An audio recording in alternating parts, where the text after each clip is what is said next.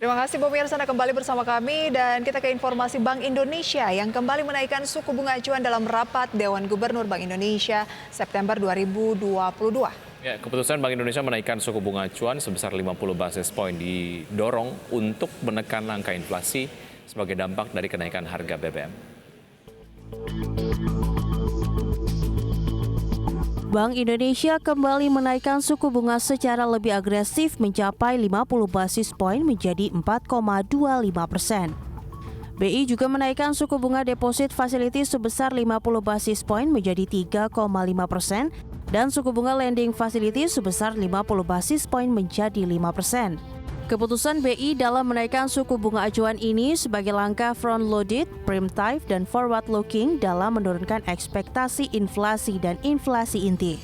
Gubernur Bank Indonesia menyebut BI ingin tetap mendorong inflasi terkendali dan mengembalikan tekanan inflasi menjadi 3% plus minus 1% pada paruh kedua tahun 2023. Selain itu, peningkatan suku bunga acuan ini untuk memperkuat kebijakan stabilisasi nilai tukar rupiah agar sejalan dengan nilai fundamentalnya. Usai suku bunga Bank Sentral Amerika Serikat atau The Fed juga kembali naik 75 basis poin. Rapat Dewan Gubernur Bank Indonesia pada tanggal 21 dan 22 September 2022 memutuskan untuk menaikkan BI 7-day reverse repo rate sebesar 50 basis point menjadi 4,25%.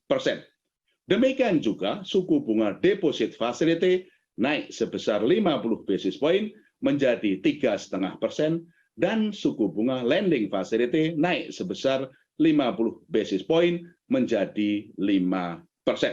Keputusan kenaikan suku bunga tersebut sebagai langkah front-loaded, preemptive, dan forward-looking untuk menurunkan ekspektasi inflasi dan memastikan inflasi inti kembali ke sasaran 3% plus minus 1% pada paruh kedua tahun 2023.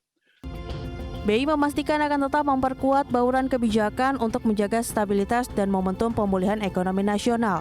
Sebelumnya, BI juga telah menaikkan suku bunga acuan pada bulan Agustus 2022 sebesar 25 basis poin juga akibat naiknya ekspektasi inflasi.